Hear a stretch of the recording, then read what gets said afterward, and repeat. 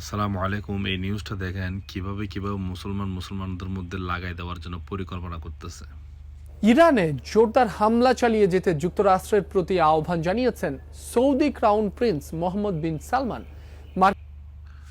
ভাই, এ কথার কোনো ভিত্তি নেই, এ কথার কোনো এভিডেন্স, কোনো প্রমাণ ডোনাল্ড ট্রাম্প দিতে পারে না। অলরেডি একজন সাংবাদিক এটার প্রমাণ পর্যন্ত চাইছে যে আপনার কাছে কোনো প্রমাণ আছে যে সৌদি প্রিন্স সালমান যে আপনাকে এই কথা বলছে। উনি প্রমাণ দিতে পারে নাই। ঠিক আছে, আর এখন পরিকল্পনা করতেছে কিভাবে মুসলমান লাগিয়ে দেওয়া যায়। মুসলমান একজন আরেকজনকে মেরে শেষ করে দিবে, মাঝখানে করে পুরো মিডল ইস্টের মধ্যে রাজত্ব করবে ইসরায়েল। এ হচ্ছে আসল কাহিনী। দেখেন, ডোনাল্ড ট্রাম্প নিজে এখন যুদ্ধ থেকে বের হতে চাইতেছে, পারতেছে না। কারণ এখানে না ফেঁসে গেছে, সবাই ফেঁসে গেছে। হ্যাঁ, এবং আমেরিকান নাগরিক এরা নিজেরা বলতেছে যে আমাদের কি লাভ হচ্ছে যুদ্ধের মধ্যে জড়িয়ে। উল্টা আমাদের দেশের crore crore billion billion dollar খরচ হয়ে যাচ্ছে, যেগুলো জনগণের ট্যাক্স থেকে নেওয়া হবে পরবর্তীতে। হ্যাঁ, জনগণের 12টা বাজাবে, ওই দেশের আমেরিকান জনগণের 12টা বাজাবে। এখানে লাভ কার হচ্ছে? একমাত্র ইসরায়েল লাভ হচ্ছে। সে গ্রেট ইসরায়েল বানানোর স্বপ্ন দেখতেছে। সে চায় সৌদি আরবও ধ্বংস হোক, ইউএইও ধ্বংস হোক, ইরানও ধ্বংস হোক, ইভেন কি আমেরিকাও ধ্বংস হোক।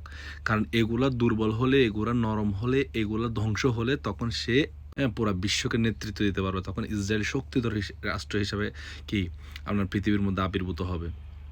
সেই জন্য ইসরায়েল আজকে না, এটা 50 বছর ধরে চেষ্টা করতেছে আমেরিকাকে ডেকে এনে ইরানের সাথে লাগাই দেওয়ার জন্য। সেটা এত বছর ধরে পারে নাই, এই পাগলটারে দিয়ে করে ফেলাইছে ইসরায়েল। হ্যাঁ, তাকে ব্ল্যাকমেল করে, অ্যাপস্টিন ফাইল তেল দিয়ে বিভিন্ন ধরনের ব্ল্যাকমেল করে তাকে জড়াই ফেলছে ইরানের যুদ্ধের মধ্যে।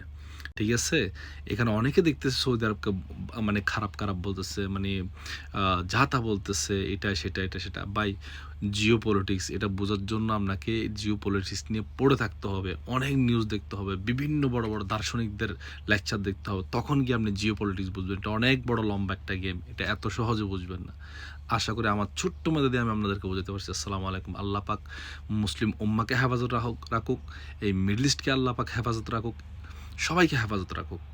এবং দোয়া করি যাতে মুসলমান রক্তক্ষয়ী কোনো যুদ্ধ না হয়। আসসালামু আলাইকুম।